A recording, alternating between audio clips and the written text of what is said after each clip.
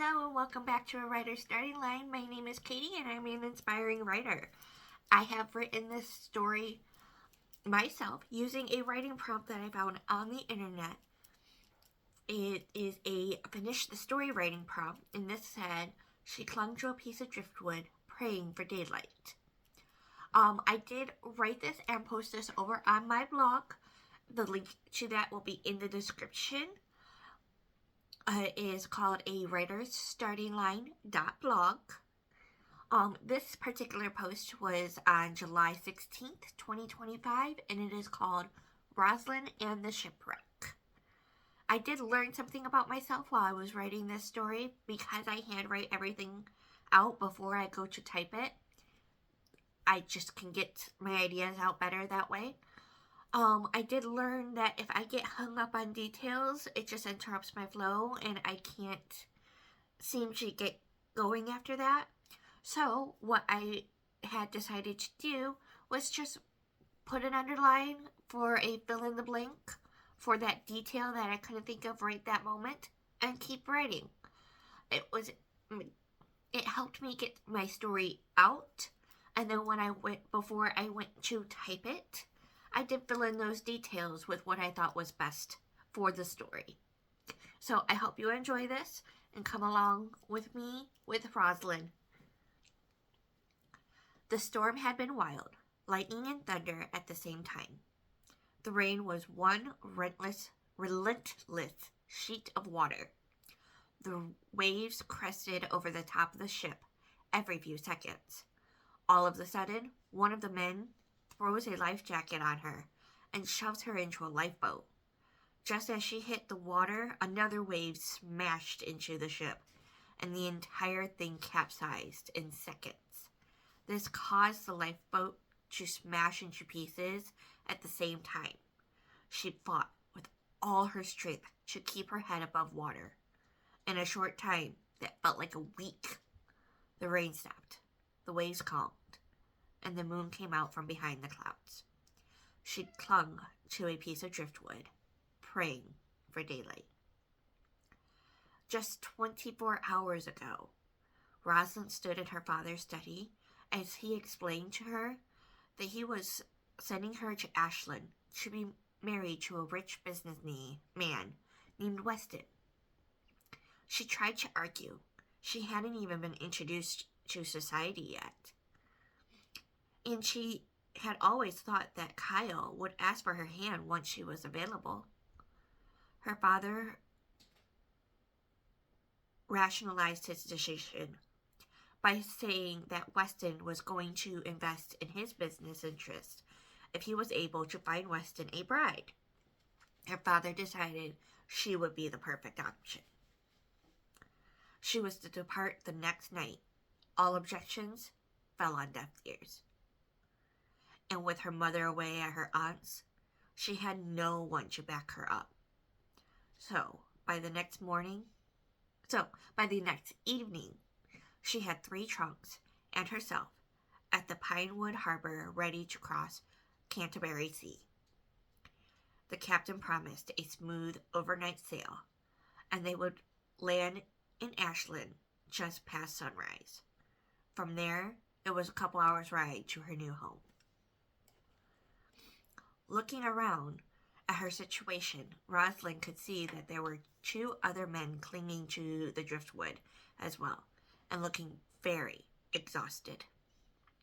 The rest of the crew and the captain had clearly not survived, and were floating around in the water. She had not been keeping track of how long they had been sailing before the storm hit. She was not familiar with reading the heavens, so she did not have any sense of direction or time. She only had her prayers that they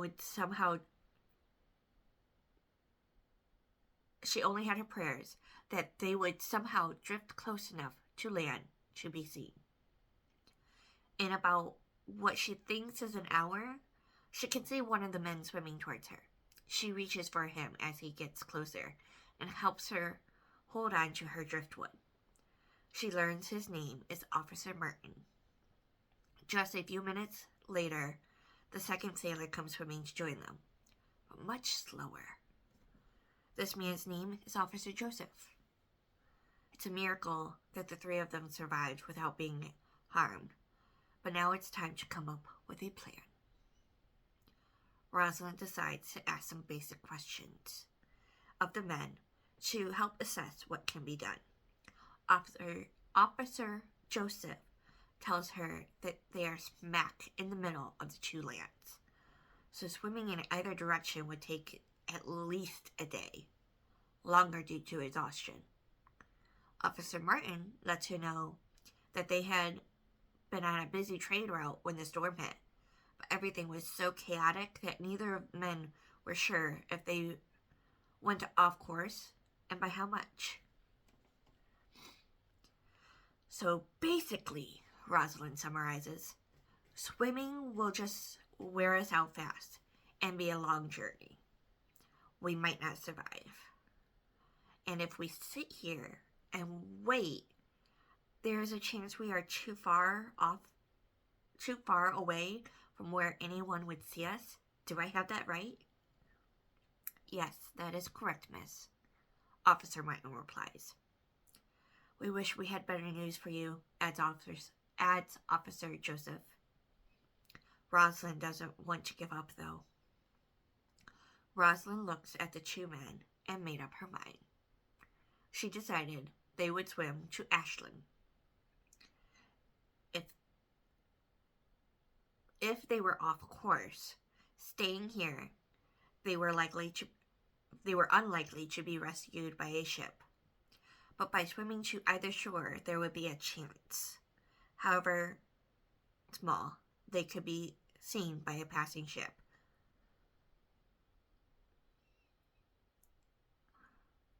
Hold on, let me start that one over. By swimming to either shore, there would be a chance, however small, they could be seen by a passing ship. Then they can find help as soon as they find shore. Okay, that sentence I was a little confused with that sentence, I'm sorry. Both officers argue for going back to Pinewood instead. But Roslyn reminds them that the shoreline for Pinewood is smaller compared to Ashland, and they don't want to wind up in Mapleton by mistake because of the political tension between the two countries. The officers finally agreed. But Officer Martin says that they should stay with the driftwood and just kick so that if one person needs a rest, the other two can keep going. Roslyn reminds them that she cannot navigate, so Officer Joseph points them in the correct direction, and they take off. After a couple of hours and a short break for each of them, Officer Joseph tells them they have made progress, but not more than 5 miles. His breath is shallow, and the other two can tell his exhaustion is greater than theirs. Officer Martin keeps up a steady stream of encouragement, but it's not doing good. Within another hour, Officer Joseph has passed away. Officer Martin's grief is evident. So Roslyn says they will keep him with them so that he is not alone. She knows this will slow them down, but all the other crew are at least together and have a greater chance of being found. If they leave Officer Joseph, it is unlikely anyone will find him, and that is no way for a man to be remembered. Now it's Roslyn's turn to keep up the encouragement. Officer Martin is silent, yet determined. He is kicking harder and taking shorter breaks.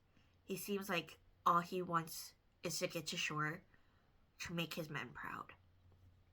Just as the sun begins to break the horizon, the two see a ship in the distance. Roslyn begins to yell at the top of her lungs, but Officer Martin stops her. The ship is too far away still for them to hear anything, he says. They need to push as hard and as fast as they can. He thinks they weren't as far off as initially feared. The ship is almost directly in front of them, off by the left. Roslyn does as she is told and pushes her muscles to their breaking point. After a half hour hard swimming, Officer Martin starts yelling. Roslyn follows suit, and a couple minutes later, there is a flurry of activity on the deck. The two have been spotted, and a lifeboat is being launched to come get them. When they are on board the ship 15 minutes later, Roslyn is greeted by none other than Weston.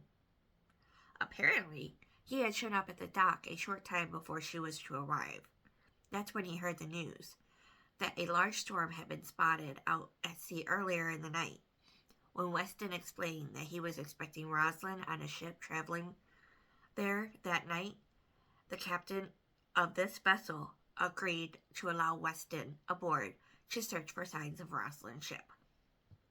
Roslyn and Officer Martin refused to go to sleep until they found the rest of the crew.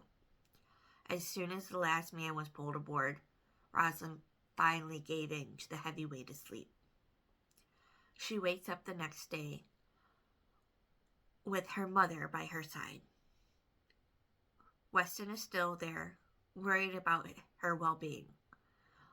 When she asks about Officer Martin, she learns that he is okay as well, just needing to recover from the exhaustion as she is.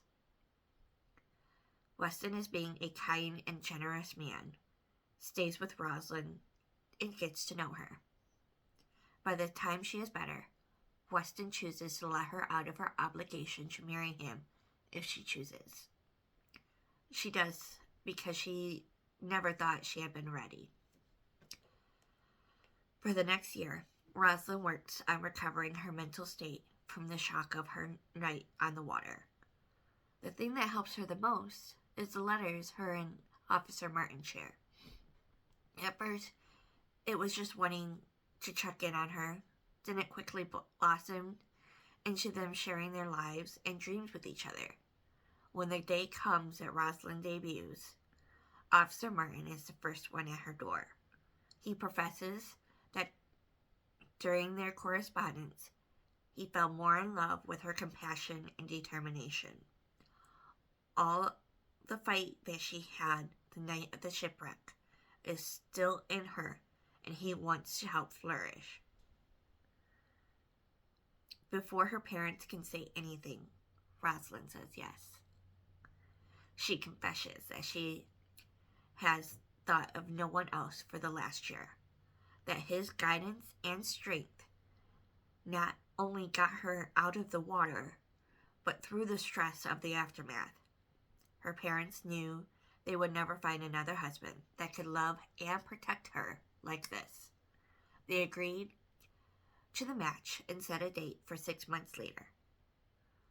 On the day of the wedding, at the chapel on the harbor, the bride and groom take time to honor the fallen crew by placing roses into the sea, one for each member of the crew.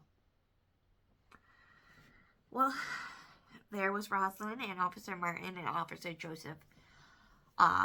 3 characters I just came up with one day, and I'm surprised at my own writing, and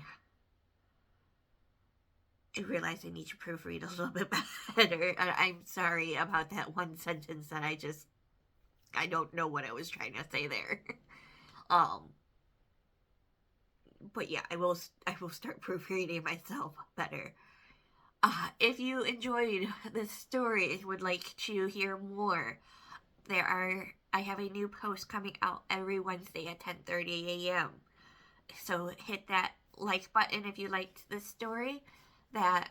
Go ahead and comment below what you liked about it, or if there's anything else you would like to see. Give me ideas for writing. And hit that subscribe button with that bell notification so you're always reminded when the new post comes up. And with that, you guys have a good night. Thank you.